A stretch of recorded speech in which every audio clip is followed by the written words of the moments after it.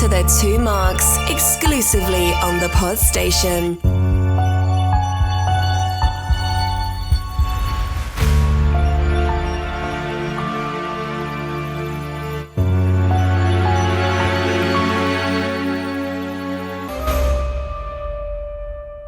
Welcome, listeners, to another episode of Loki, brought to you by the Two Marks. This time we are discussing episode 2, The Variant, and once again the Two Marks are delivering an irreverent review, providing you lively debate, conversation and social commentary. Is this the start of a new Marvel detective show, Loki and Morbs? Has Roxxon rivaled Walmart and moved into big box stores? How many times will Loki be reminded he's merely a frost giant? And where can I get one of those TVA jackets? All this and more will be unpacked in this week's episode. Let me introduce my friend and co-host, Mr. Mark Pollard. How are you? I'm good, mate. How are you? Better now, having seen episode 2. Oh, my God. I love this. I mean, spoiler alert, people. I absolutely love this series. I'm so excited for the whole... I mean, I know it's 6 episodes, which is very sad now. We're in episode 2, a third of the way through. I absolutely think this is the best thing ever. It is. It's amazing. It's funny. It's exciting. Action. There's a little bit of emotion, but not too much because we don't like to get in touch with our emotional side. It's a bit of a who's done it type thing. So Falcon and the Winter Soldier was very buddy cop, wasn't it? Whereas this is more, I don't say line of duty, that's a bit rubbish.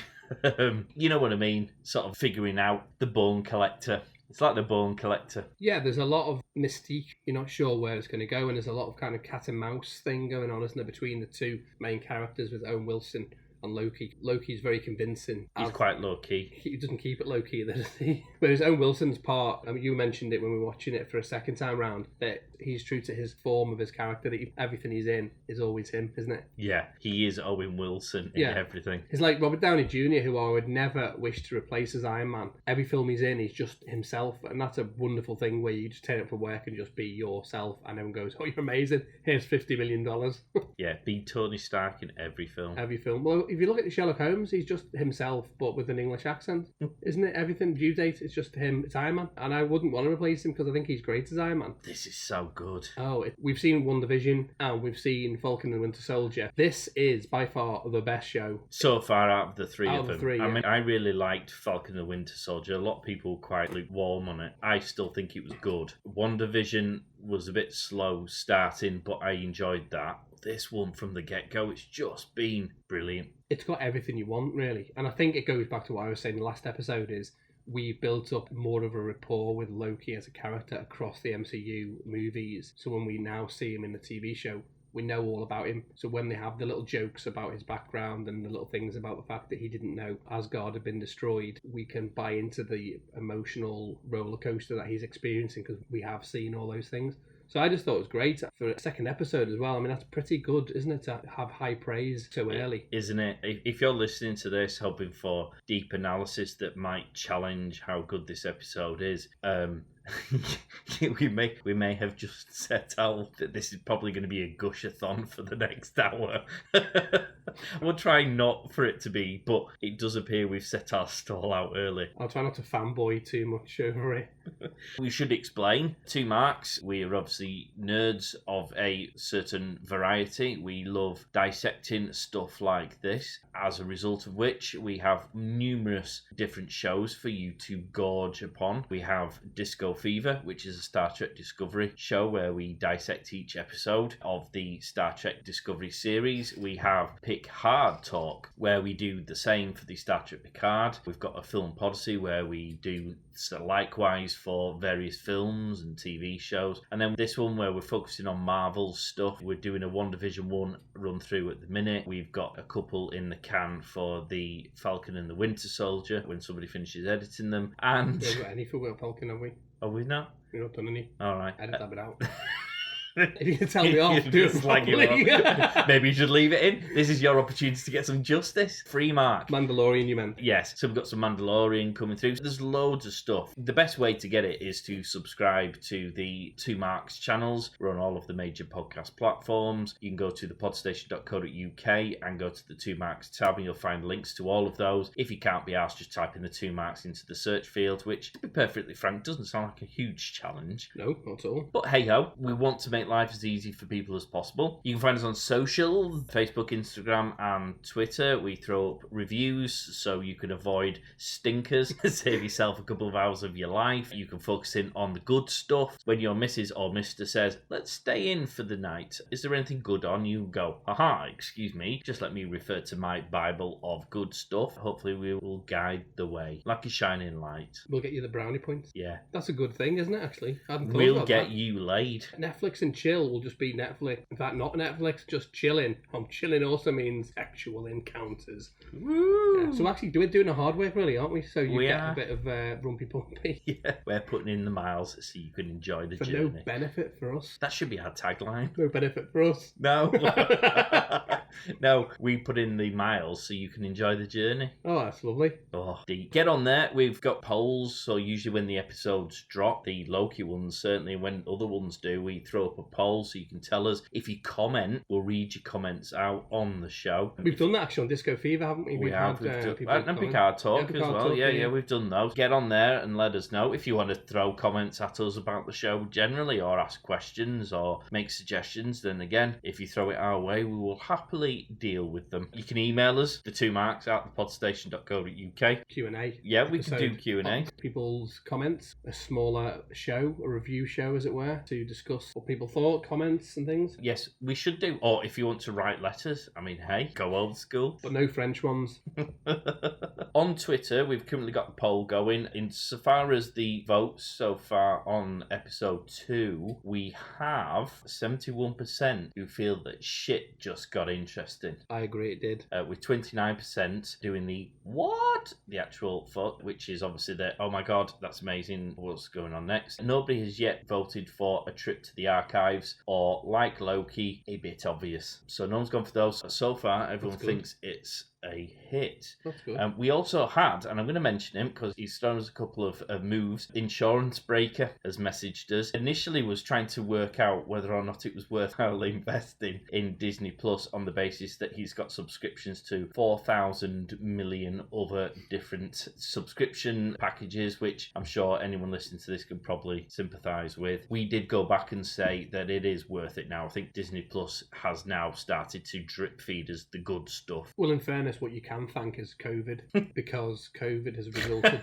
I'm not sure that's a sentence you should be putting together, but yeah, go ahead. I'm looking forward to you justifying that statement. For some things, it might not be the greatest thing ever, but... Ignore the mass deaths. Well, yeah, every cloud. The reason COVID's been good is because all the films that you would have had to go and see at the cinema are now going straight to Disney Plus. You'll get Black Widow, The Eternals, Shang-Chi and the Ten Rings. You'll then get all the normal shows that were planned. You can still go to the cinema. I think they'll be on the cinema as well. But if you're a bit lazy and you're happy to stay on the settee, then Disney Plus is an investment. It's well worth doing. Although if you listen to this, you've probably already done it, so I don't know why we're trying to convince you. And we don't get any kickbacks from it, so quite frankly, fuck 'em. Disney, you can do your own marketing. Synopsis. Mobius puts Loki to work, but not everyone at the TVA is thrilled about the God of Mischief's presence. Discuss. Yes. Well, I mean, on the basis that we set our stall out as a gushathon, I particularly like the fact we started in 1985 and with one of the coolest tunes of all time, which brought me right back to my university days in the Raz, which, for anyone who doesn't know, is a nightclub in Liverpool that should have been shut down 40 years ago for health and safety reasons, where to get to the toilet, you know, in swimming pools, you used to have those little square areas where you walk through, well, theoretically to clean your feet, but actually just to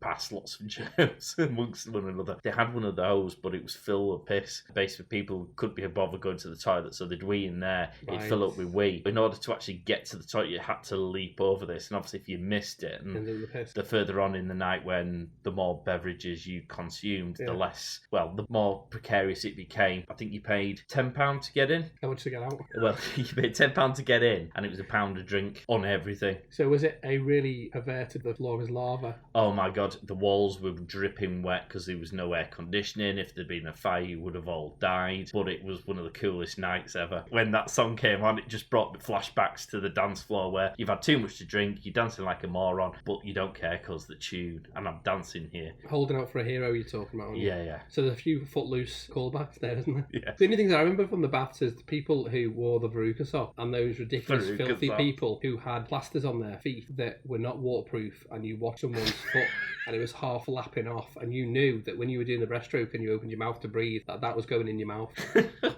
Flashback there, but not the ones that we wanted to talk about. No. Disney, or Marvel should I say, very cleverly lure us in. It shows us this very old-fashioned Shakespearean town. Ooh, you wily foxes. And then 1985 pops up thinking, oh, it's medieval. It's an oldie-weldy. Now, I have a question, and please, if you're listening and you are one of these people, get in touch and explain. If you're going to one of these, whatever it is, dress-up things... Cosplay. Yeah, it's, say, medieval time. Who decides that they want to go as a bald monk? You know, like all the characters... men. Yeah, bald, overweight men. I mean, most of you probably are already bald, overweight men, so why would you want to play that in cosplay? Surely you'd want to dress up as, like, a hero knight or, you know, something cool, not like the bald, fat priest. It's an interesting question, not the questions you want answering, but it is an interesting question. It is an interesting... Tell me, if you're listening to this and you're one of those people, I am genuinely fascinated to understand this. I also particularly liked when they arrived and that lady pulled them up on the costumes, because if I had been organising the event, that would have been me going, you can get your asses out of here because you ain't wearing the proper pre-prescribed attire. I have a few cosplayers that I follow on my Instagram, and I mean, they put in the work. I mean, they make all of the weapons and outfits, and then you have the other people who go as monks. People like me who just turn up wearing a t-shirt with what it is. With a badge. Yeah. With a badge on. Do you remember that? I do. I've only ever been to one Star Trek convention. Mark kindly escorted me to show me around, and we turned up. In fact, I didn't even have a badge, did I? We did. One of the days, I think we put a badge on just to... You donated some money and got a special badge. That was it, yes. We put it on just to make it look like we made them. There's people with green faces and we wigs. We were going around photographing people. Oh, they were amazing. Yeah, doing our own competition between the two of us of how many people we could see who'd put a bit of effort in. We also were doing a bit of shit stirring because any really pretty girls, we were going in and say, oh, can we have a picture, knowing that the fella standing next to him would be like really hived off. Would you just stand over there for us? You. See how far you could push it? Yeah. Yeah. We actually allowed a few uglies in. Which was us. Which was us. I think it's called LARPing, live action roleplay. Right. So LARPing is a bit like cosplay, but you literally follow the rules. Right. And for example, a priestess, you'll have magical powers, and if you're a monk, you'll have certain things you have to do, and if you're a warrior, so on and so forth. I suppose it's like Civil War reenactors. It's that type of thing, but it's more of a fantasy variant. Yeah. So this opens up thinking it's medieval, and then the 1985 comes up. The only thing of note that happened historically in real life is that Ronald Reagan visited in 1985. The main question that came out of this thoroughly entertaining start is the mind control that the new Loki, She-Loki we're going to refer to her as, uses on the soldiers. Yes, but did you think of that? Well, initially my first question was, does our Loki have that power? Because we haven't really seen him do it. We've seen him use the Mind Stone to do that, which is different because that's him using a magical item to achieve a goal. What it's later referred to as a charm. She's cast a charm, which suggests magic in the same way as, say, Wanda does it, you know, casts a spell almost, which is quite interesting because this is where you get the different Lokis. Do they have different powers because they're obviously from different universes, essentially? Glad you brought that up. I would like to revisit that later if I can, because I have a prediction, or at least a thought, this could be something else. I'll listen to it. You see, he's on a roll because if you've listened to episode 1, you will have heard Mark predict that it was going to be a female Loki, and he's obviously sitting there like the cat that got the cream because he got something right for a change, all on his lonesome as well. Congratulations, Mark. Insert round of applause here. And we also, because we watched this through again together, hence why I have a couple of notes. The fonts, we're trying to decide now, we may just be looking into this a bit more because the different fonts in the intro bit, I think it's more to depict the different types of Lokis that we actually see when prepping to go into one of the missions, and they're showing all the different versions of Loki. That's what the font is, but you think there might be something else? Because it's Marvel, and because Marvel doesn't just do simple one-dimensional, I have a feeling that there's possibly a code to it, whether each episode lands on a particularly different type of font. Obviously, each font has a different feel, whether it be a medieval one, futuristic font, whether these are where we end up on each episode for each variant of Loki. Got a couple of Easter eggs on the ones that we see presented in this episode of the variants of Loki Loki. Sometimes you can just look at things too much. All it is just a creative decision to make the Loki intro look a bit timey-wimey. There'll be someone out there, though, that's been through every single version of... Agree. Should have taken them hours. I suppose good on you for having the patience to do it, and Absolutely. bad on you for having the time to do it. Get a job. Yeah, there's all the things you should be doing with your life. Well, while you're looking, tell us what those bloody lift buttons do. Yeah, get in touch. Give us the answer. Sure, they mean something. I think your answer is something I was thinking it could be, which I'll give at the end of the show, just for extra mystique. Tease. And I mean, talking of teases, I think I've got a thing for Miss Minute. she is great, isn't she? I don't just mean great as in character. The voice, it seems to inspire me. Does it make your pants haunted? Not quite, but yeah. No, it's the more voice. Miss Minute, please. Miss Minute has more airtime as a cartoon than most main characters in other shows. If you think about Battlestar in Falcon Winter Soldier, just as a sidekick, not even a sidekick, he's an actual comic book character, but didn't get as much airtime as a cartoon clock. But it was quite a nice bit of comedy, insert comedy here, Yeah. which I like. That's the thing, I think, why people like Loki as a character is he's supposed to be someone you dislike at the highest level. He's supposed to be evil, Well, he's supposed isn't to be he? evil, yet you can't not love him. But I think in the canteen later on, as he describes, not every bad person is bad and not every good person is just good. There's lots of grey. And I think that's probably a perfect description of Loki. What he's saying is I'm a complex person. There's some things that do push me buttons and make me feel like I want to help or do make me feel sad or empathetic. And there's other things where, quite frankly, I'll just go completely off the rails about. And that doesn't make me a good person or a bad person. It makes me a person smack bang in the middle. Psychiatrist field day, wouldn't it? Comes back to what you were saying last episode about it being nature versus nurture. And the conversation I've had with people in the past where I think people are only nice when it's easy, and other people who think that you become by external influences. So if you've had a bad childhood or people haven't given you an opportunity compounded with a bad childhood, does that make you a worse person because of your lived experiences versus someone who's been born into money, never wanted for anything, been given everything on a platter? How is their life different to someone who's struggled? You may well end up being a victim of your own environment. On the basis you're on a roll with your predictions, bearing in mind what you've just said there, is he a lesser Loki or a better Loki than Miss Loki? Well, if it's Lady Loki from the comic, then it's the same one. Because the reason why this is important, on the intro, on his form, it says that his sexuality is fluid. Right. Now, the importance of that, normally I jump on my soapbox about pandering, but the reason why this is actually okay, and I'm happy with it, because in the comic, Lady Loki is him as a female. Right. Not a different Loki, the same Loki. Right. And so that's why Lady Loki is massively important. We don't find out that Lady Loki is Lady Loki We've until jumped the ahead, end. haven't we? Yeah, we have. But by the same token, I kind of predicted that when, they're showing all the different versions of Loki with the holograms when they're prepping to go into the 1985 scenario. As soon as I saw that and they were showing all the different versions, I immediately thought, oh crap, Mark's right. Did you predict it after I predicted it? Is that how it works? Well, no, what I did was realise that you were probably going to be right. Oh, And I see. You start essentially, you crying. ruined the rest of that episode because I couldn't focus on the episode. I kept on being distracted as to how gloating you were going to be and how I would combat said gloating. You've missed all the other Easter eggs whilst I missed everything else because you distracted me with hatred and jealousy and envy. Wow. Speaking of envy, I love the TVA jacket that Loki had. Isn't it? Although we both agree it's not a jacket to wear out and about at the moment, because if you walk around with variant on your back, you're likely to either wind up isolated for 2 weeks or getting shot. Yeah, battered. Yeah. I think it looked good. I would probably just not have the thing on the back, as you say. In fact, I did Google to see if you could buy them. And You can. from a legitimate source, has someone created these? There's people on Etsy who do this type of thing anyway, and I imagine all they do is adapt what they're already doing to the latest thing, Got whether you. it be Star Wars, Star Trek, whatever. They're not quite an official one, but they obviously started to have like hooded tops with TVA on, and thought, yeah, I'd wear one of those, but obviously not draw attention to the fact that I could be carrying COVID.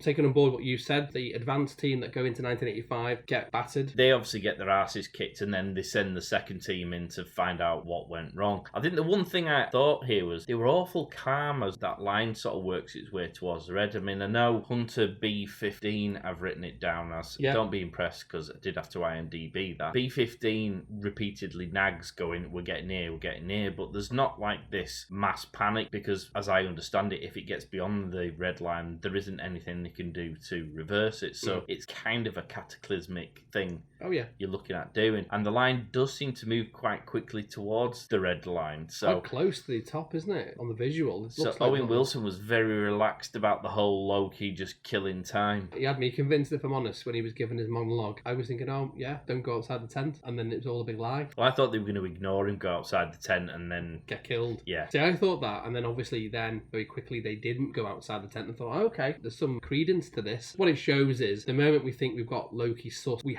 kick ourselves because we know Loki is a god of mischief and therefore we should never trust what he says. Because he comes through so confident and believable, you just forget the fact that actually he's a villain. So when he's given this monologue, I thought he was talking about Fenris, big wolf from Ragnarok. I kind of believed it. And then Owen Wilson's, like you say, just casually, just give him some time to talk his thought through. It's all a big lie, that's buying for time. But, and this is the beauty of Marvel, this is why we love talking about it. He's right.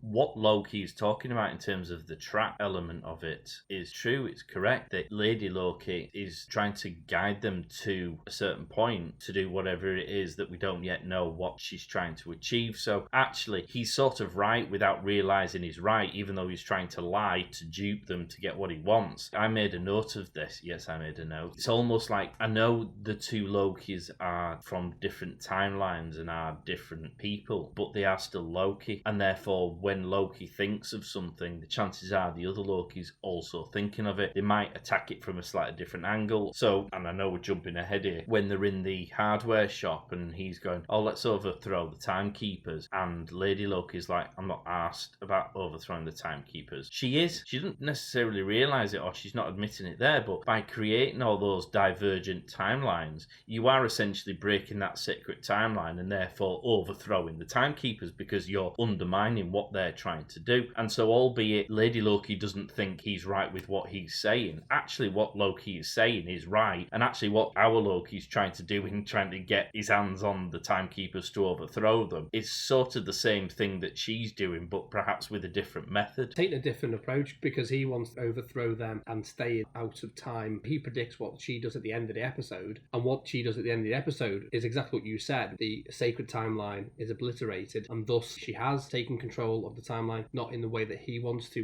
whereas Lady Loki just wants freedom to jump between the lines, doesn't she? And it looks like it'll achieve the same objective, but they're both taking it from a different vector. In reality, what he's predicted is the fact that she needed certain things. For example, she kidnapped C20, who's got the technology to open portals, which she needed. And over, obviously, the course of episode 1, you find that these time reset bombs have been stolen. The 2 bits of technology are required to achieve what we find out happens at the end of this episode. And so essentially it is a trap. Yeah. So and it's clever because it's sort of double questioning itself whilst not being untrue to itself at the same time. And I know that sentence makes no sense, but neither does this show, and that's why it's so amazing. We move on then back to the office. Mobius has a conversation with Ravonna Renslayer. What is good is clearly they have these conversations all the time because those rings of where he doesn't put his cup on a map, they must have these conversations regularly. I mean, I commented on it that the whole office and the whole vibe of the TVA has that North Korea communist-y oppressive regime type vibe. And the more you listen to this show, the more that actually comes through because the timekeepers dictate everything. They're in charge of everything. Very few people get access to them. Nobody is able to question them. They just get told what happens, which is very dictatorial in terms of how it's done. And Loki used the word propaganda, which perfectly describes this whole place. Everything is geared towards making the people who work in the TVA believe hook, line and sinker everything that the timekeepers want them to believe, which is where it starts to get interesting, A, with our Loki and B, with Lady Loki, because they're very much questioning the timekeepers. Who are they? What gives them the right? I'm a god. What are they? If I'm not a god, then they're clearly not an all-powerful being either, in which case, who gives them the right to tell us? And when he starts discussing about free will and the absence of it, he starts to unpick, and I think Morbius is going to, at some point, I think he already sort of slightly buys into it, the free will and the timekeeper thing, but I think at some point he will probably rebel. Apart from the aesthetics, if you consider the sacred timeline as one singular linear route or path, taking it further, if you think about a cassette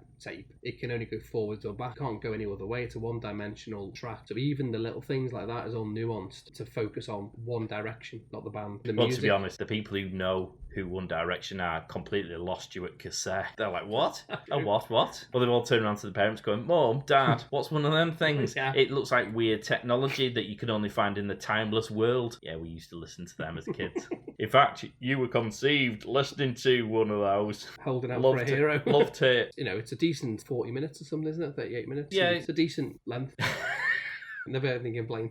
It's a solid length. I don't feel like I've been cheated out of my episode. A bit like Wonder, where some of them were really short and it's like finished already. Obviously, at the end of each of these Loki episodes, I'll be like, oh my God, I've got 6 more days to have to try and control my urges and desire for more. And what can I do to cheat the timeline, the sacred timeline, to get more Loki instantly? It's more because it's so great, not because I feel like I've been cheated out of time. When it gets to its end, we'll be looking forward to a season 2 or whatever the next thing is. For the time it is, you get a lot of exposition and the story always moving. Well, it's funny because they're only doing 6 episodes, which is less than the Wonder. So technically, I suspect Wonder and Loki, when you add them up, are the same. But because the longer episodes, it feels better. It does. Maybe a lesson. But I think at the end of each episode, you feel that you've moved forward. You don't feel like you're just in a holding pattern waiting for the next episode to conclude. Let's take your WandaVision. It's not my WandaVision, it's Disney's. Don't try and label me with WandaVision. You described as the first and second episode should have been one episode. By the time you got to episode 4, the 3 episodes really were not important to one of Loki. It skipped the foreplay, gone straight into the good stuff. Yeah. Episode 2, it's actually heating up now. Shit's got real. Well, according to Judge Ravona, who's a proper negative Nelly, by the way, she only knows one word and it's no.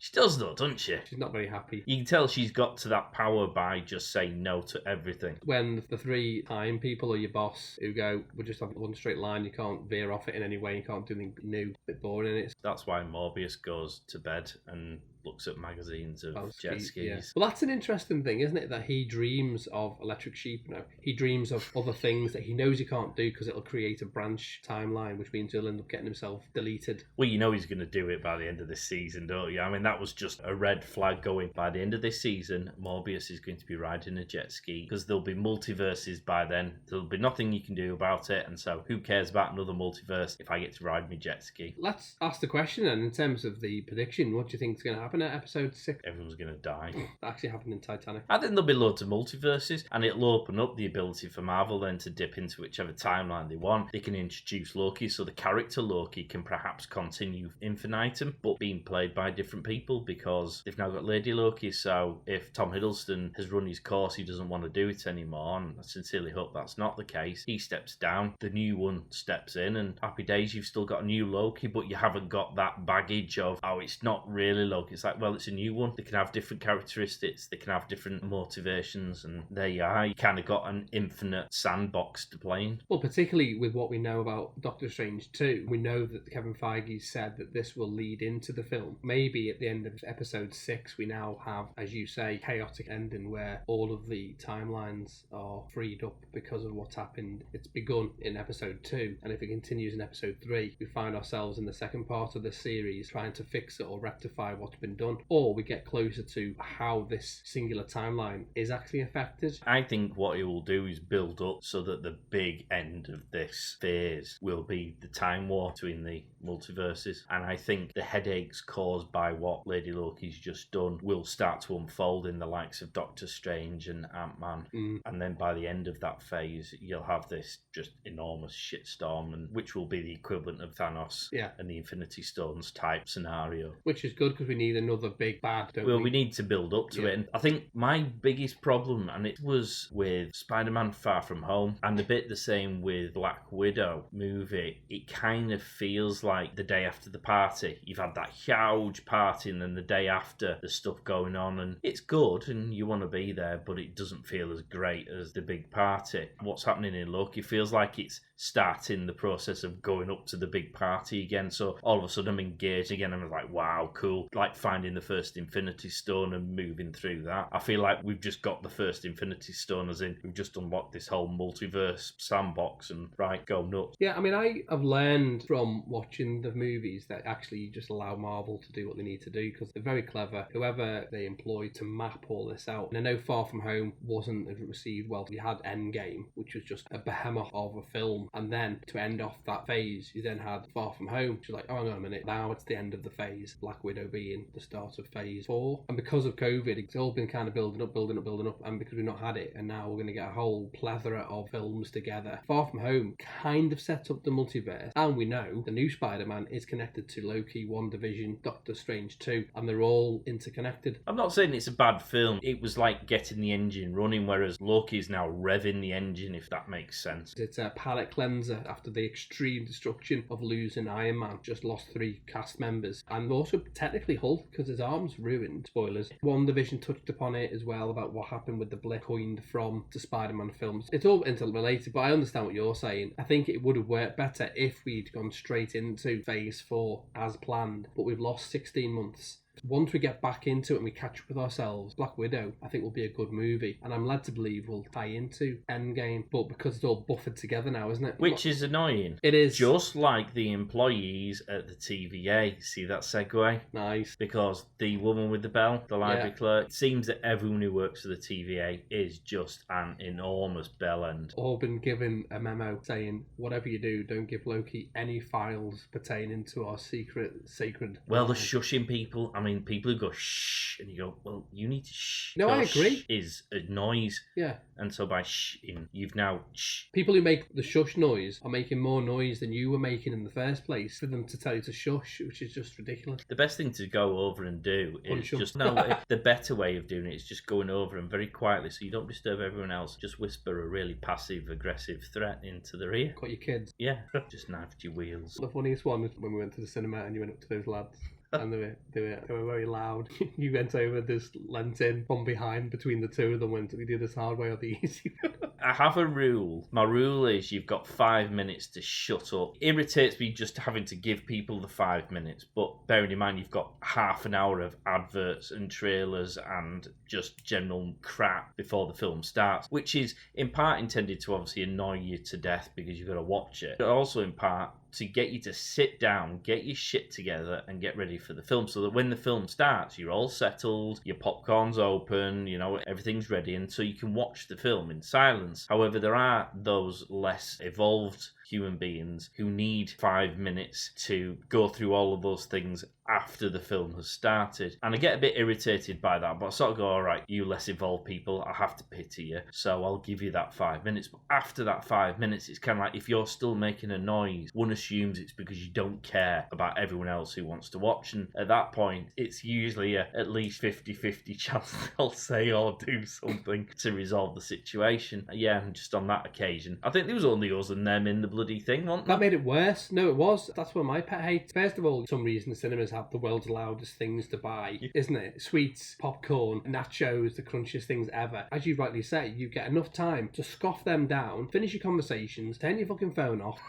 and focus on what you've just paid £9, 10p to watch. There's a reason why you and I go to the gallery. So if you're the Odeon, we're not a sponsor, but we love what you offer. And although we're paying a lot of money for it, and I'd eat stuff that I'd never normally buy, it removes you from the idiots, yeah, and puts you usually next to people on a date who are too busy trying to shag each other in the chair next to you. And that's fine. I'm happy for them to get it on. As long as they do it quietly, they can do whatever they want in their seats. I'm just happy that they're doing it quietly. I would encourage petting. I would have heavy petting. In fact, cinemas should do a promotion with the swimming baths and say, you can't do heavy petting in the swimming baths. Come to the cinema and pay £25 for a season ticket or whatever. Get it all on. Get your tongue dancing going on. While you and I, in complete silence with people with 15 chromosomes or less at the bottom, and we can just enjoy ourselves. Because actually what we do is we get there early and we eat all the loud stuff before we go in. We try. I mean, it reminds me of another story. I appreciate we're massively digressing here, but when the first Lord of the Rings film came out, now I hadn't read the books, but my mum and my sisters had, so they were actually more excited about watching this than I was. And it came out around about Christmas time, so I went to see it with them when I went back home for Christmas. And my mum, being an habitual early arriver for everything, was worried that we wouldn't get a seat. So we arrived like an hour before the advert bits due to start. So by the time the film started, my ass was numb because we've been sat down for an hour and a half just so we could have the best seats. And throughout the whole of the trailer advert bits, there was no one sat next to me. I was sat at the end of our little gang, and there was about 4 seats into the middle. And no sooner had we got like 2 minutes before the film, this couple came and sat down next to me, and he started eating nachos. So I leant over to my dad, and clearly too loudly. Now I don't know whether it was consciously or subconsciously. I'd like to think I'm more discreet than that, but I don't doubt that I possibly am. I leant into my dad and went, "Can you believe what are the bloody chances? I've been sat here for an hour and a half," and then he plonked his ass down and that's crunching in my ear. Now, blessed, this guy must have heard me say this and proceeded to suck the nachos throughout the whole film. I've never seen someone so subconsciously trying to eat nachos as quietly as possible. So he didn't disturb me through the film. I regret to this day not just giving that person a hug at the end because I felt really bad. If you're out there and you're listening to this show, get in touch. Like a Stella Black episode. Yeah, I feel like. Anyway, Loki. Well, we created a branch timeline with that, haven't we? We did, right? Let's blow that timeline up and bring ourselves back onto the sacred one. So the librarian who he's trying to get the files from has clearly been given a memo, hasn't she? Say, give him the least amount of information, and he has these files where he finds out, rather sadly, that Asgard's been destroyed. Yeah, you see, this was weird because for a brief moment he looks generally mortified, doesn't he? He looks really upset, and then really moves past that quite quickly. It's weird. Do you think that's for show, though? I don't know whether he rationalises it by being, well, it's not my timeline, or it's not going to happen to me, or I'm never going to have to experience that because I am now in the timeless scenario, or whether it is for show, I don't know. It does seem to really impact him. Well, the one thing you did pick up on is only 10,000 people that occupy Asgard, which is the world's smallest village. Sounds amazing, no queues. Well, beautiful, isn't it? If you just go outside the outer rims, just fields and nothing. If you go into the inner rims, it sounds like there's fields and nobody. Yeah. Oh my God, my dream place. How good's that? I'm going to apply for a visa to Asgard as soon as COVID allows. Well, actually, if you're in Asgard, it wouldn't even apply, would it? Social distancing is just a way of life. I did like, though, when he realises what's happened, the cunning ploy by Loki, how he goes and ruins Morbus' salad. But is that not the world's smallest salad bowl? Was a bit small for a salad. I mean, a salad on its own is not the biggest meal you can have, is it? Well, I know salads are supposed to be healthy, but that's like a healthy salad because there's nothing of it. Well, I normally have 2 salads because there's not enough in one. And I know you usually have a side order of chips. Explains a lot, doesn't it? It does. But I quite liked but Marvel's creative approach to find out that we now know the reason why Lady Loki is hiding out in extinction level events, which is a clever way, because you're thinking, well, how can you not be picked up by this time variance authority? Find out if we can test this theory and go to Pompeii.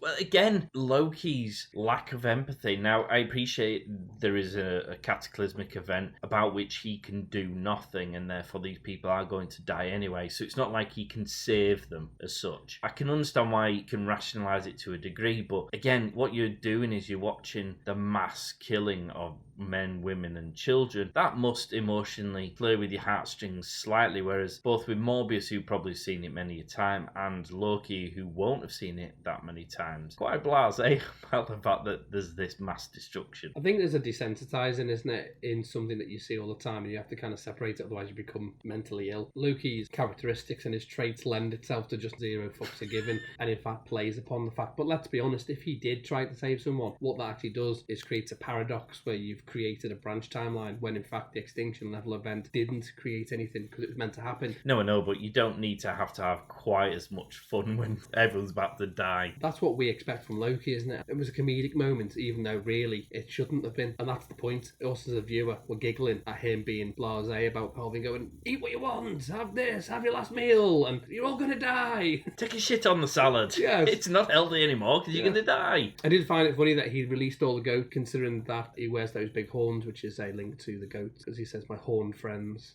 Yeah. If you see him in the Avengers, he has elaborate horns. And in fact, when they show the different variants of him, there's the Viking Loki. He's all got the horns. I was too busy stressing about how they were going to get out of that timeline before they were killed by the volcano. They didn't seem in any great rush as the mass, toxic, highly hot, combustible smoke cloud descended upon Pompeii. And they were like, yes, we're right. And I was like, get out of there. He just took his time grandstanding on the fact that he was right. Yeah, they didn't show them getting away. In fact, things like that, I do feel like those little things are, I suppose, very minuscule criticisms, because they do the same thing, don't they, with the timeline in 1985 where they put the bombs down, or as they're heading towards the red line. There's no urgency. It just takes away that little feeling of anxiety and tension in the scene. That's a good point. I suppose maybe it's because they've done it so many times. You know, because like you or I would be panicking on how long it's going to take that grenade to go off. Maybe they've seen through visiting different branch timelines how long things took, or they know. Yeah, it's only going to take a fraction of a second, isn't it? And if you need a fraction of a second to get through the door, even before you get through the door, maybe you'll sustain heavy burns. Although I suppose Loki being back in that world probably could survive stuff like that, being a god. That's the other thing we noticed. He's got his magic back, hasn't he? Well, he has it in the real world, doesn't he? In the timelines, he gets back what he doesn't have in the TVA. Well, it answers a question you asked last episode, which was regards to the Infinity Stones, and the reason why they have no value is because they're outside of the time that they were supposed to be in. That's why the Tesseract, the glow, diminishes, because it's outside of its period. I know, but he could have picked up all of the Infinity Stones. You'd just pocket them all. He might not necessarily know what happens if you put them all together, but he will know from having used the Tesseract. Mind Stones give you power, and if you have more power, then you're more powerful. I think what is missing is the gauntlet, which makes them all work. Well, no, you can use them individually. You just can't use them collectively without something like the gauntlet. But presumably you'd steal them first and then figure that bit out further down the line. I've been filling my pockets with them Infinity Stones. Oh, here we go. No, I just realised the reason why they're worthless is because the time that they've taken them from has now been evaporated from existence. So those stones wouldn't work in another timeline. They are representative of where they've come from, which has now been deleted. Okay. For example, if he went to 1985, which he has done in here, they technically exist in that timeline. He's never come across them because he's in Wisconsin, but in that timeline they exist, and then they immediately delete it. So now they don't exist, and then they go to another timeline. So all they're doing is taking souvenirs, but the timeline that they came from doesn't exist, and therefore they don't have the value. They would be a duplication in another timeline. Whatever. That's your default answer to do with time. God, does anyone else get bored of him being right? I'm merely posing a solution to the answer.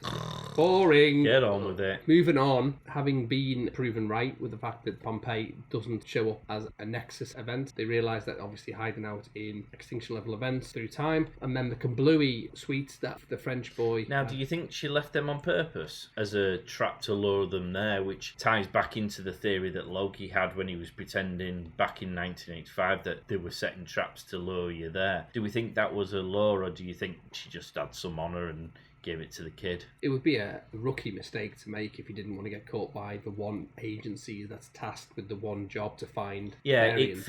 It feels like a sloppy thing to do by accident. Yeah, I think you're right. I think it's part of a bigger curve to the whole arc of the story, that she knew, because this is the whole thing with time, which is going to make your head explode. She may well know what happens with him due to being able to observe what happens. I'm going to go into this a bit deeper later on. You've got a lot of stuff to explain at the end of this show, haven't you? It's just because I don't want to give away too many Easter eggs beforehand. In my additional information, I've got basically, she may well know what he does based on, like you said, that she essentially is him, and also past behaviour leaves little breadcrumbs to lead her to a position to be able to get the technology which opens those portals. Well, she could have gone to Ragnarok to see Loki in action in his timeline, really. Yeah, without getting involved, so she doesn't actually set off any alarm bells. Could have gone to these places, observed what happened, then disappeared very quickly, kept a low profile, and then go, well, I know exactly what he's going to do on this time, so I'm going to leave the Kablooey. TVA are going to pick up on that, file it, and then I'm going to have this happen, kidnap someone, steal their technology, and then Loki's going to go, oh, it's a trap, and basically create the thing that I want to have happen. Boom, done. We established that an event's taking place. It's in the future. Roxcart. I don't know who they are. Roxxon is a company. I think it's supposed to be a piss take at Exxon or one of the big petrochemical companies. But Roxxon is the bad corporate entity within the Marvel universe. Have you seen Cloak and Dagger? No. On Hulu. It was introduced in Iron Man. So it looks like they've moved into rival Walmart Not shopping. sponsor, but if you would like to. 2marks at thepodstation.co.uk. They've moved into what looks like big box stores now. Roxcart is the venue, end of days type event. So the team go there to find out where this variant is. And again, this is the time where we see that this magical ability, well, charm, is being used to inhabit passers-by, really. Even during the process, B-15 gets grabbed. He could have saved her if he'd have had a weapon. That's very true. Which B-15 took off him in hilarious circumstances. Well, as a theme, isn't it? Because didn't she do that in episode 1? Yeah. Which would, hell no! I thought that was brilliant. And she's absolutely right as well. You would not. It does make me question Morbius a little bit. What did he give them the weapons to him, knowing that B-15 had come on and got absolutely not? Or does he genuinely trust Loki? Because clearly doesn't he? Because he calls him out on a regular basis about it. That's an interesting dynamic, and I think the two characters work well together because they both bounce off each other. But he's a bit blasé, isn't he? He should be following the rules, and he does to a certain degree. But then other things like the weapon situation, he's literally going to give a baby a knife. It's B-15 who goes, hell no, and kind of checks him on it, when in fact, technically, he's her boss. In actual fact, B-15 takes Loki off his hands because she doesn't trust him to keep a proper eye, which, again, perfect logical sense. It just shows that he probably wants to trust him and wants to give him a little bit of leeway to prove himself. It's going to be interesting to see what powers Loki has that perhaps Lady Loki doesn't have, and vice versa. It does appear they have different skill sets, and we're assuming she's more superior, whereas probably more likely they're just different, aren't they? Which might play into his hands at some point. Like, for example, his ability to change his appearance and to project, which he obviously explains in this episode to great humour because they already know. I wonder whether that was dropped in as a deliberate explanation because either in the next episode or further down the line, that's actually going to be a skill he can use to his advantage because either Lady Loki can't do it or doesn't know that he can do that. Or maybe a way to escape because he projects himself somewhere and he actually isn't there at all. Yeah. I think that's a good idea, yeah. I mean, they're obviously setting things up, aren't they, that you'll probably forget because you're so excited about the episode and you go, they told us all along. We weren't really listening because we got so excited. I think you're right. I think that's something that could certainly explain how season 1 ends. Lady Loki has lived a different life to Loki and her experiences are massively different to his. He's a bit of a narcissist. She says, no, about you. So obviously there's other traits to her that we don't see with prime Loki. You know, your thought about how she sprawls into the wider MCU, definitely mileage there. I think it would be a massive mistake, particularly the fact that she's featured heavily in the comics. She was first introduced in 2008. Talking about getting all excited and missing things, my missus described me as a 10-year-old boy when we were switching the episode on, which is why I've now realised I have to watch the episode multiple times before doing this show because I'm just so engrossed in being ridiculously excited when I watch these things. My ability to absorb anything of any great detail or fact is now impossible because I'm too busy going, oh my god, oh my god, oh my god. I can imagine. It's just an exciting show, isn't it? A bit like the guy who's doing the hurricane sale, speaking of overexcited people. Now I know that it was a bit of a joke because Lady Loki was hiding the fact that she'd taken control of this person. The irony is there are morons out there who would do that. They see the word sale and they would risk life and limb. You watch those videos of like Black Friday or you know, Boxing Day sales and people are trampling over people and there's people punching the living shit out of one another because they've both gone for the same last box of whatever it is and they're fighting over who gets it, and you look at that and you think,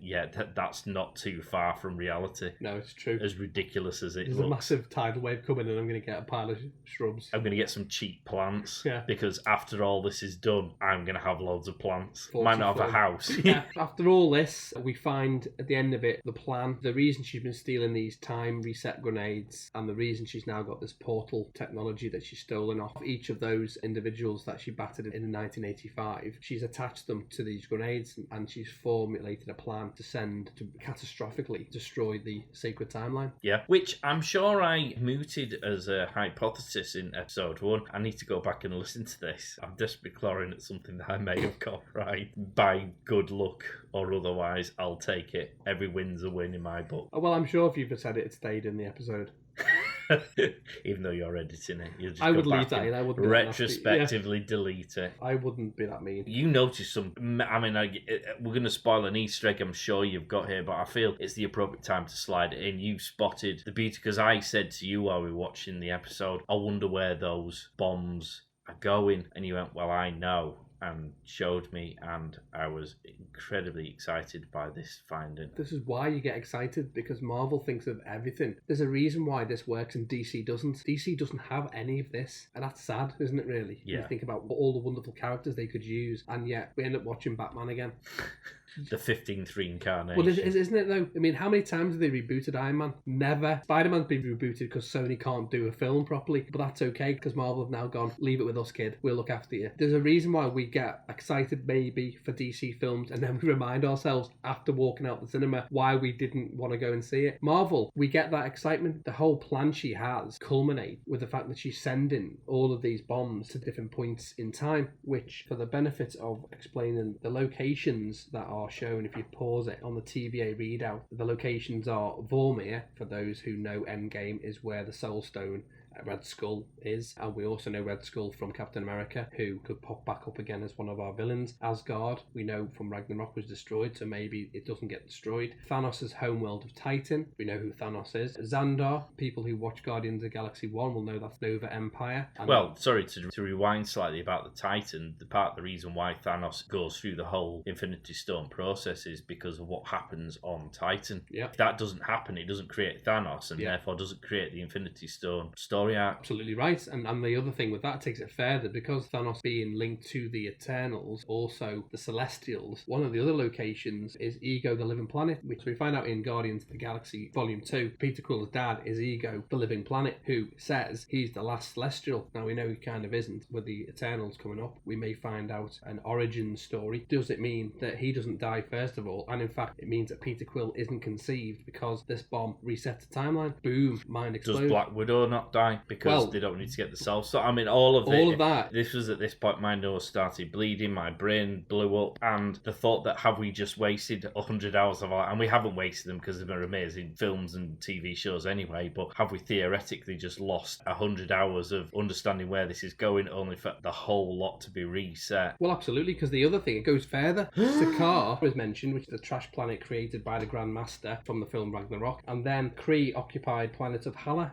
is also one of the locations. So we've now got every single filmed link to an event that, if it was reset, does exactly what you just said, and means that none of the things, Black Widow doesn't die, Thanos doesn't happen, Guardians of the Galaxy doesn't happen, all of it. But what we might learn, and perhaps this was depicted by all the different time threads that start coming out, is that what Lady Loki has cleverly done is set them in a way where it creates the different story arcs. So this story arc would be created if Ragnarok doesn't happen. Not necessarily all of these things don't happen in the one timeline, because then you're essentially just creating a second sacred timeline, aren't you? Whereas what they're actually doing is, right, that branches off there because Ragnarok doesn't happen, that branches off there because Titan doesn't happen. So Black Widow might now live, but in one of the timelines, not necessarily the one that is essentially the sacred timeline, if that makes sense. So we might come across her again in the future, but not necessarily on the timeline that we would consider to be the one we've been watching up to this point. For the benefit of the listeners, what we're saying is that the MCU timeline is in fact the prime sacred timeline, because they explain that what happens in Avengers Endgame was meant to happen. So, for example, Captain America, branch timeline, all the other ones, unless they say, well, he was meant to do that anyway. Interesting how that's going to develop. Lady Loki, again going back to Prime Loki predicting something that is perceived as being wrong but actually might transpire to be right. He is talking to her at the end about his plan to want to overthrow the Time Keepers, and if they team up, they can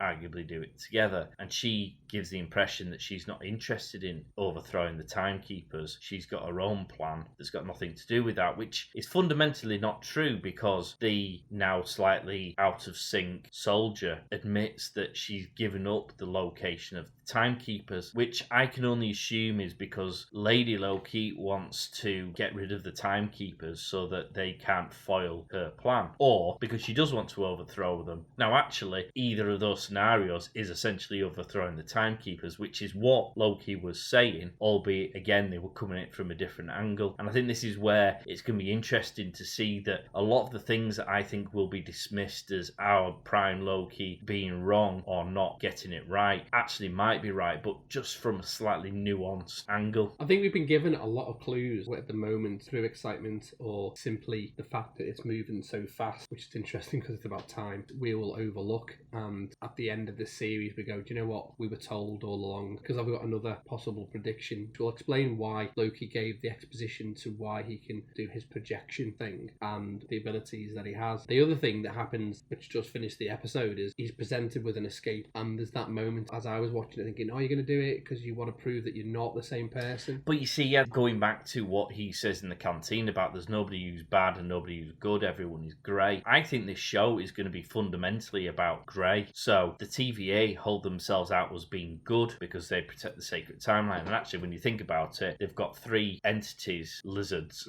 who control everything, including free will. So they have enslaved everything to follow the story that they are dictating. Well, to that end, you've got to be on the side of both Lokis who want to overthrow that or undermine that or change that, because essentially what they're fighting for is free will, which is kind of what we would all do, which means that the people who we perceive as bad guys, and I appreciate it's very hard to fight the corner of Lady Loki who's killed many, many people to get to this stage, but the principle for which she seems to be fighting, albeit for her own selfish purposes, is she wants to be able to do what she wants without three lizards telling her how it's going to be. And that's not a bad thing. So all of a sudden the bad people are possibly the good people and the good people are possibly the bad people, but actually, as Loki says, neither of good or bad, they're all just fighting in the grey area. I think it's also a matter of perspective, isn't it? I think when you're trying to do good, sometimes you can get far away from actually the real point of where you started, and then you end up being the villain. Well, the TVA staff believe they're good because they're upkeeping that principle that they've been fed, but Lady Loki probably thinks she's the goody because she's freeing people of the enslavement of the timekeepers. So, as you say,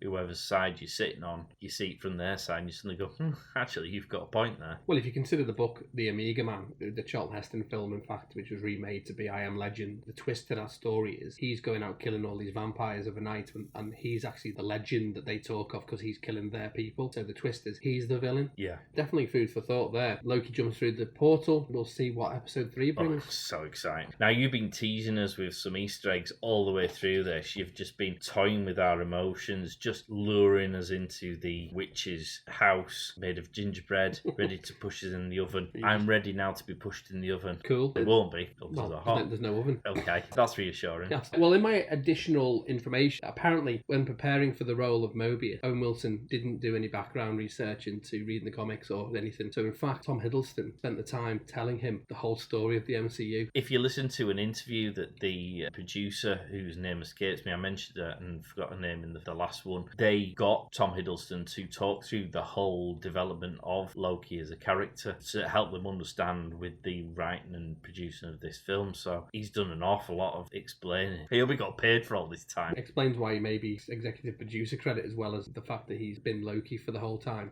I just think it's funny. Owen Wilson's got the part, doesn't know anything about the comics, and Tom's gone, come on, sit me trailer. I'll tell you all about the story. He does seem like the world's most laid-back human being. I think he's a decent guy. I could visualise him sitting with a nice pot of tea, some crumpets, and just sharing with Owen Wilson. And Owen Wilson comes across as a very laid-back, chilled guy. How stereotypical have you just made that British actor? Very Crumpet and tea. Have some tea and crumpet. And cucumber sandwiches, they shall follow. With the crust cut off. I just see them, two of them, having a good chat, and he's just like, yeah, this is great, and tell us more, and just dead laid back. Man. Yeah, isn't he? He's just dead laid back. That was a horrendous I do. Me or you? Mine. Mine is also, by the way, I don't do accents very well No, at all. if you leave this in, I apologise apologise to the listeners, and if you take it out, then you've saved the listeners, for which you should be grateful. I think we should leave it in. I think it's funny. The other thing which is interesting about his name, which I said to you, it's not quite a palindrome, but Mobius, B Mobius or whatever it is, cast your mind way back to Endgame. The time travelling thing that Tony Stark comes up with is called the Mobius strip, which is about time travel. Also, one of the things I noticed, this is where we're going to get proper deep and your head is going to explode all over the place. There's a reference to what's called zero variance energy, which is interesting because zero matter has been referenced in Agents of S.H.I.E.L.D. and actually linked to the Inhumans. It's called dark force, which is negative energy drawn from parallel dimensions. So that's what's been referenced in Agents of S.H.I.E.L.D. The other interesting fact about zero variance, the principle within quantum mechanics is, particularly for being observable, with quantum zero paradox, which is that a system can't change while it's being observed. If you're watching it, atoms can't move or change, which then brings you to the Schrodinger's cat paradox. What? While you're watching something, atoms can't move. What? Is that true? It's just been proven by Cornell University. For example, in terms of time, in terms of quantum mechanics,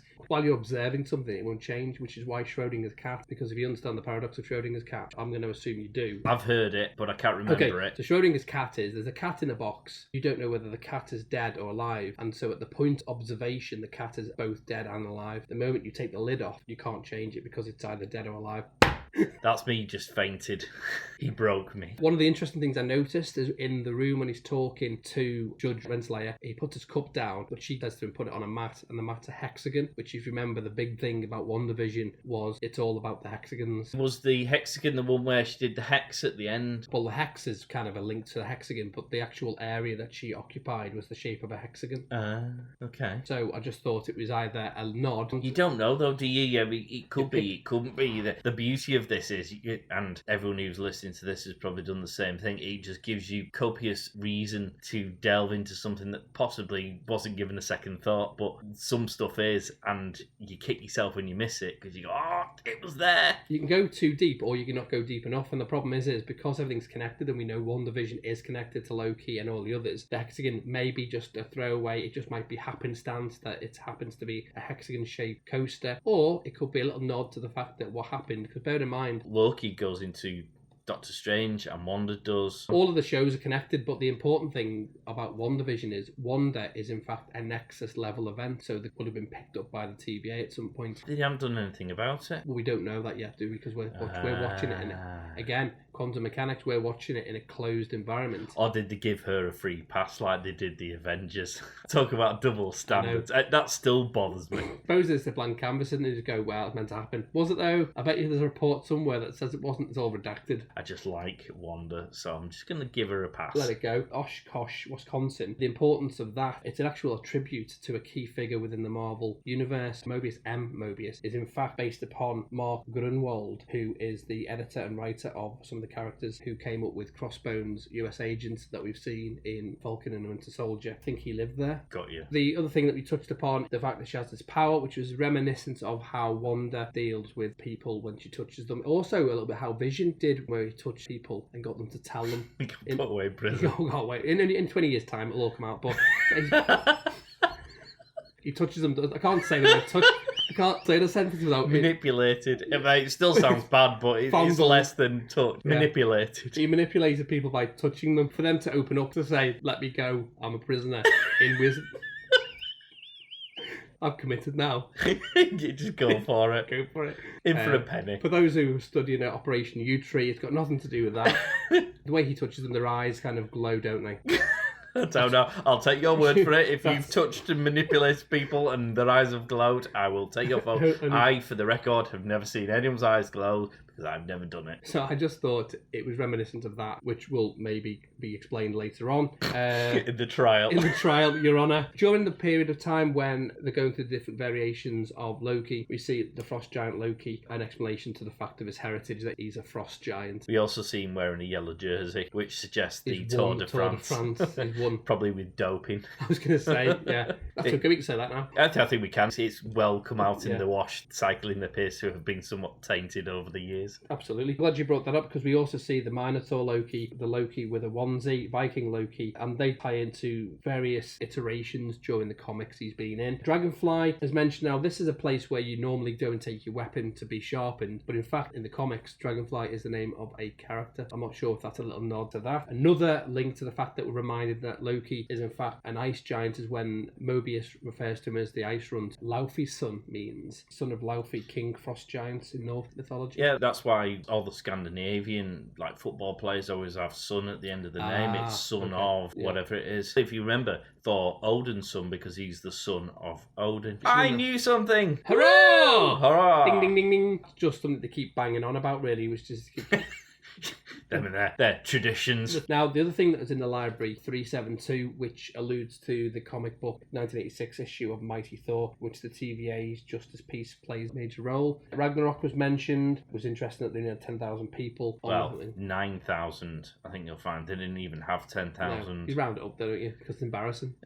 Anything sub 10,000, you're thinking, why bother? It's just so few people. We don't know how big it is, though, do we? I mean, it does kind of make you think when you think it's being destroyed, it's like, all right. Their football league must be rubbish. Yeah, and rugby league, all of them. Well, all of them. Because Because the rugby league how is many the football teams? league. Well, they couldn't have rugby league and football because there wouldn't be enough people to play unless they did both sports. But yeah, wow, it's not only rubbish for sport; it's also rubbish for treats because they don't have any cakes, berries, and buns. They just have berries and fruits. I mean, Christ, me and you would be crying for thin. We could capitalise. We could go through the Bifrost, get some stuff from Cash and Carry and take it back. A bit like those kids that used to do on my school bus where their bus stop was just buy like an off license. They go in there, buy 20 quid's worth of sweets and then sell it for like 50 quid. So all the kids, bags of sweets for 2 quid and they go and buy them for £1. We could do the same thing. Get like a Trabant or something wheel in. Get some cosplay to look like we're from Norse mythology. Well, I'd go wearing a Thor t-shirt to blend in. I'd have the Avengers one. And I go, I don't know who these people are. Like, oh, you'll know. Depends when we Do go. you want a bag of sweets? A bag of sweets. Do you want some bonbons? What is this magic you tell me of? Put it in your mouth. It explodes with sherbet and pops. Put it in your mouth and suck them. And the sweets. And then you hear the police coming through the Bifrost. They're like, they followed us. Touching, manipulation. I'm off. The other thing on the file in the TVA that he's looking through is the Revengers, which is a reminder of what Thor came up with. Is it in Ragnarok? Comes up with it, which we'll quickly get. Oh my god, how many more? Hour 4. Pushing Hulk from the Rainbow Bridge, which is an interesting callback to the Ragnarok film, but in fact, the wolf Fenris takes Hulk off the bridge. But he was never there for Ragnarok. He must have read the report. That's where he got it. Sorry if everyone who's listening to this is going, obvious. I've just cottoned on. We know what actually happened, which gives us an example of how things can change based on different variants. The other thing that was a cheeky nod was when they're going to stab me in the back, and he's like, I would never do that. And in fact, actually, Agent Coulson. Yeah. And he's like, Thor Thor killed him by stabbing him in the back. Metaphorically and literally. Well, probably. The goat, a little cheeky nod to the fact that he wears massive big horns on his helmet. Oi, oi, yeah. Hey! Roxxon is the huge corporation that comes across all of the MCU.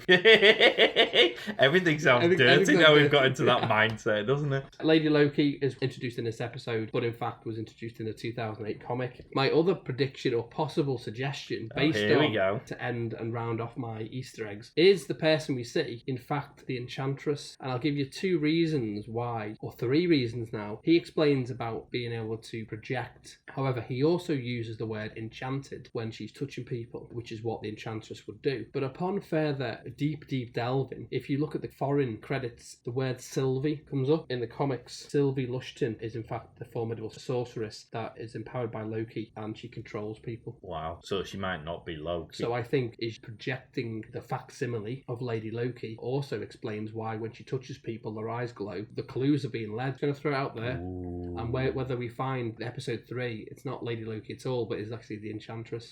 Do you think he's overreaching himself, listeners? Let us know. Comment. Has he chanced himself one too many times? He gets it right once. Does he now think he's going to get it right every time? Getting ballsy. Let us know. Not to be confused by the ridiculous Enchantress from the DC universe that if you've seen Suicide Squad. Oh, yeah, my God, yeah. That one. This one that travesty.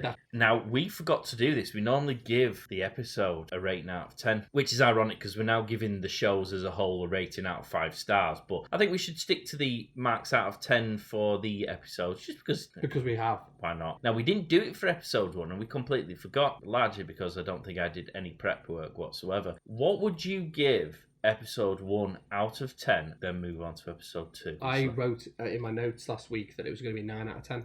Ooh. For anyone who's listened to our previous shows, it's a bold move on Mark's part. He normally goes on about how you've got to give yourself room to go, blah, blah, blah. 9, okay. You give yourself room to manoeuvre. What are you giving episode 2? 9 out of 10. Oh, there is no way that episode 1 and episode 2 are as good as each other. Episode 2 is clearly better than episode 1. I don't know. I think they're on the same level. Because I impossible. No, not really. I bet you would give episode 1 9 and give us episode 2 10. Yeah, I would. So the point goes back to what the perennial conversation is. What if episode 3 is much better than 1 and 2? What are you going to give it? 10.5 or 11? Yeah, no, but you can't hover on 9 on the off chance that one episode might be better. It turns out at the end of that season, you've given them all 9, but actually you thought one of them was better. Anyway, do you know what? If it was going to be... No, I was going to say if I was going to be uber critical, I'm not going to be at all.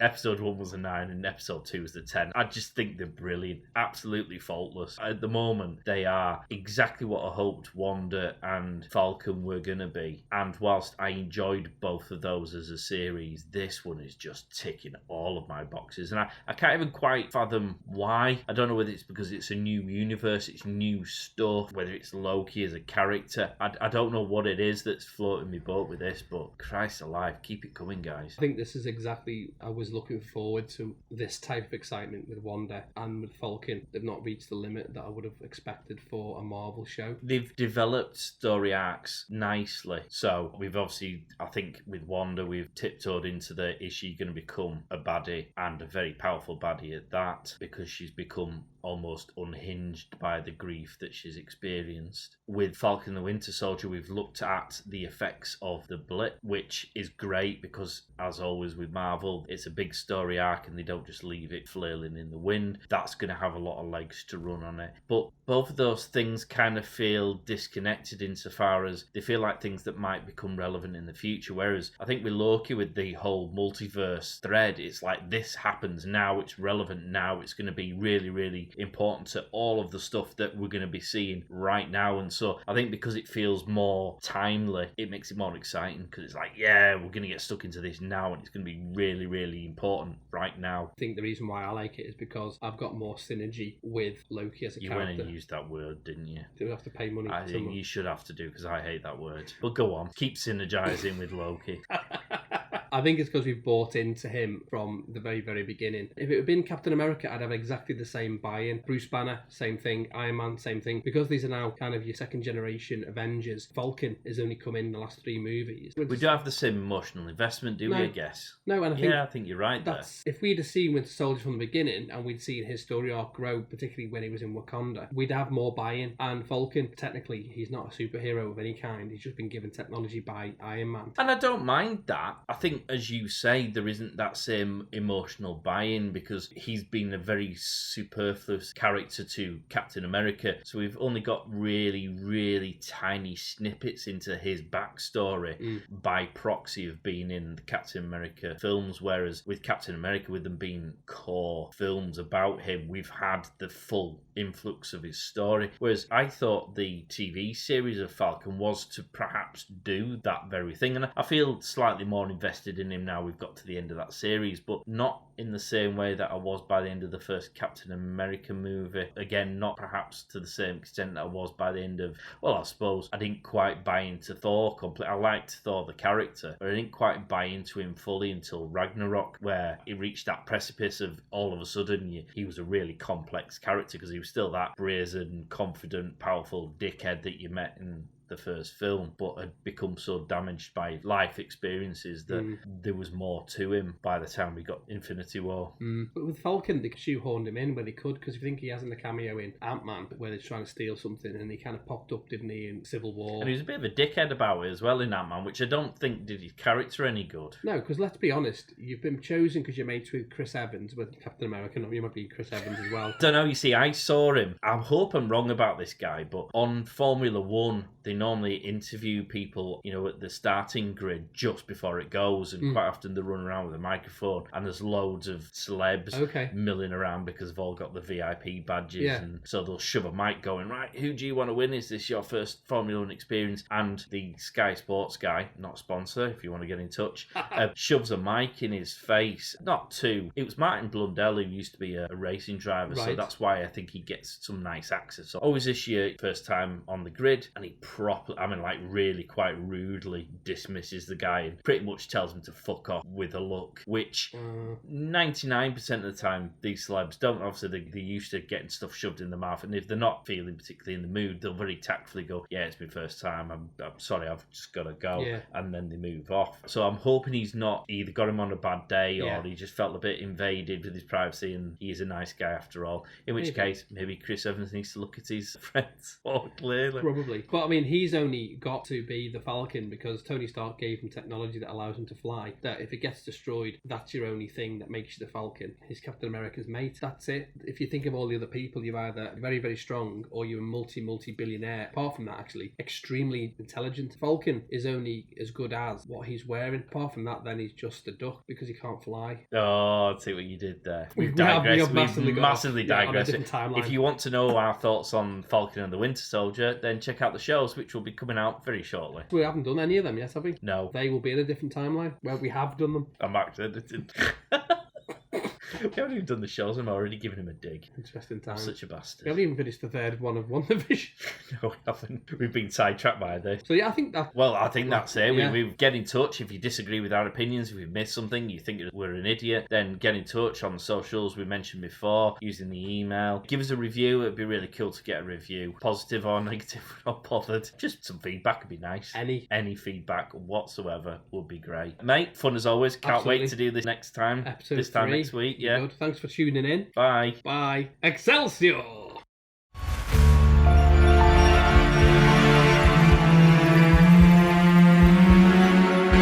Get social at the 2 Marks on Facebook, Twitter, and Instagram. Also check them out on YouTube.